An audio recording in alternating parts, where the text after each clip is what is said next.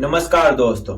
सोचिए 10,000 फीट की ऊंचाई से नीचे गिरना और फिर भी जिंदा बच जाना। ये नामुमकिन सा लगता है, लेकिन ये सच है।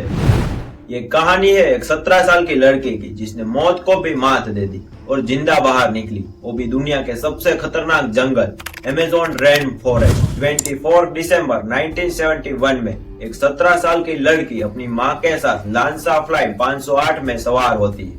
वो पेरू से पुकालपा जा रही थी क्रिसमस की छुट्टी मनाने और अपने पापा से मिलने। उस दिन मौसम बिल्कुल भी साफ था और सब कुछ एकदम परफेक्ट चल रहा था। फ्लाइट में टोटल 92 पैसेंजर्स थे, जिसमें से 6 क्रू मेंबर थे। प्लेन अपनी मंजिल की ओर बहुत तेजी से जा रहा था और अचानक कुछ ऐसा होता है कि पूरा प्लेन हिलने लगता है। सारे पैसेंजर बहुत ही घबरा जाते हैं क्योंकि प्लेन एक बहुत बड़े तूफान में फंस चुका था।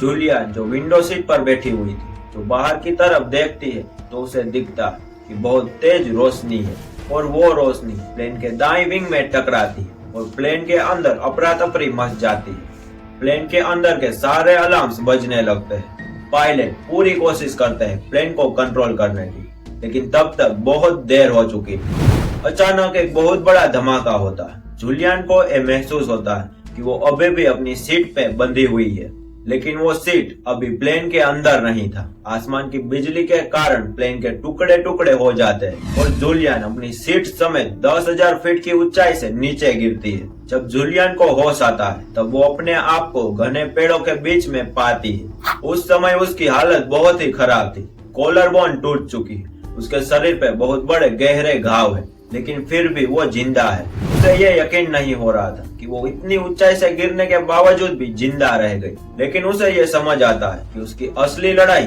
तो अब शुरू होगी। वो उस समय दुनिया के सबसे खतरनाक जंगल अमेज़न रेन फॉरेस्ट में फंसी हुई थी। उसे पता है कि उसे अब यहाँ से निकलना होगा, लेकिन वो ये भी जानती थी कि ये कोई आसान काम नहीं है। एक समय उसने अपने पिताजी से यह सुना था, जो कि एक बायोलॉजिस्ट है, कि अगर कहीं जंगल में तुम गुम हो जाओ तो पहले तो एक पानी की नदी ढूंढो और उसको फॉलो करते रहो। तभी उसे अपनी माँ की एक बात याद आती है कि जहाँ बहुत ज्यादा संख्या में गीत होते हैं वहाँ कोई ना कोई तो डेड बॉडी होती ही है। वो आवाज की दिशा में चलना शुरू करती है और थोड़ी ही देर बाद उसे 3 पैसेंजर की डेड बॉडी दिखती है। जूलियन डरते हुए आगे जाती है, ये देखने के लिए कि कहीं डेड बॉडीज में उसकी माँ तो नहीं। इन तीनों को देखने के बाद उसे दिल में ये राहत होती है कि इनमें से कोई भी उसकी माँ नहीं है। उन डेड बॉडीज के बाजू में ही उसे एक बैग दिखता है जिसमें कुछ कैंडीज पड़ी हुई थी। पिछले 3 दिनों से भूखी जूलियन के लिए ये कोई खजाने से कम नहीं था। उसमें से उसने कुछ कैंडीज खाई, ये सोच के कि कल शायद उसे कुछ मिल जाएगा। लेकिन जूलियन को यह नहीं पता था कि आगे आने वाले कई दिनों तक उसे इन चंद कैंडीज पर भी निर्भर रहना पड़ेगा। उसकी आंखें लगातार ऐसे रास्ते की तलाश में थी जो उसे इस घने जंगल से बाहर निकाल पाए, लेकिन प्लेन क्रैश के 3 दिन बाद भी वो उसे उस रास्ते को ढूंढने में नाकाम थी।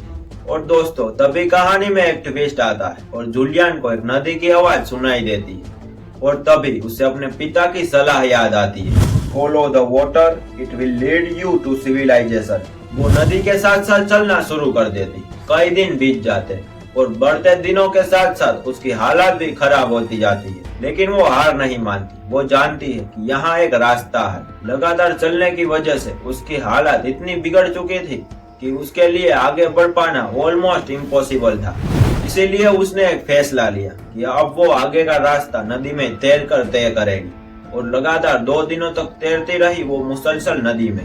अब उसे इस खतरनाक जंगल में 8 दिन हो चुके थे और 17 साल की जूलियन अपनी जान बचाने के लिए हर मुमकिन कोशिश कर रही थी। भूख से बेहाल जूलियन, उसने अब तय किया कि अब वो पानी में मौजूद मेंढकों को खा लेगी, लेकिन उसमें इतनी एनर्जी नहीं थी कि वो उन उछलते कूदते मेंढकों को पकड़ सके। इन तमाम चुनौतियों से लड़ते हुए जूलियन ने अपने आप को आगे बढ़ाना जारी रखा।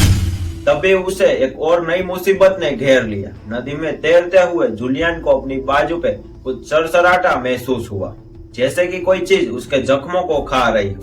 घबराते हुए जूलियन नदी से बाहर निकलती और उसे पता चलता है कि उसके जख्मों में कीड़े पड़ चुके हैं। यह देखकर जूलियन जोर जोर से चिल्लाती, लेकिन इस सुनसान जंगल में उसकी चीख सुनने वाला कोई भी नहीं था। फिर भी जूलियन ने हिम्मत नहीं हारी और उसने आगे बढ़ने का जारी रखा। अब तक जूलियन को इस जंगल में 10 दिन हो चुके थे। फिर अचानक जूलियन को आगे एक बोट दिखती है। उसको ऐसा लगा कि उसकी कमजोर आंखें उसे धोखा दे रही है, लेकिन ये सच था। जूलियन जल्दी से उस बोट में चढ़ जाती है। बोट में एक कैन था जिसमें पेट्रोल था। वहीं उसने अपने दिमाग का इस्तेमाल करके उस पेट्रोल को अपने घावों पे छिड़क दिया ताकि कीड़े सारे मर जाए। थकी हारी जूलियन बोट के मालिक के आने का इंतजार करती है और कुछ घंटों बाद 3 स्थानीय शिकारी वहां पे आते हैं और वो देखकर आश्चर्यचकित रह जाते हैं कि इस घने जंगल में इतनी छोटी सी लड़की कैसे पहुंच गई। जब शिकारी जूलियन से पूछते हैं कि तुम कौन हो, कहां से आई हो, क्यों आई हो, तो जूलियन सिर्फ इतना ही बता पाती है कि मैं लांसा फ्लाइट 508 की पैसेंजर हूँ, और इतना ही कह के वो बेहोश हो जाती है। फिर वो शिकारी उसे सफलतापूर्वक इस घने जंगल से बाहर निकालते हैं और इस तरह जूलियन की अनहोनी कहानी दुनिया के सामने आती है। ये सिर्फ एक सर्वाइवल की कहानी नहीं है, बल्कि ये एक इंसानी जज्बे और हिम्मत की कहानी है। तो दोस्तों, अगर आप जूलियन की जगह होते तो क्या आप उसके जितना साहस दिखा पाते? मुझे इस वीडियो के कमेंट सेक्शन में जरूर से बताइए। और आज के लिए बस इतना ही। वीडियो अच्छा लगा हो तो लाइक, शेयर एंड सब्सक्राइब जरूर से करिएगा। तो मिलते हैं एक ऐसे दूसरे इंटरेस्टिंग वीडियो में। तब तक के लिए गुड बाय।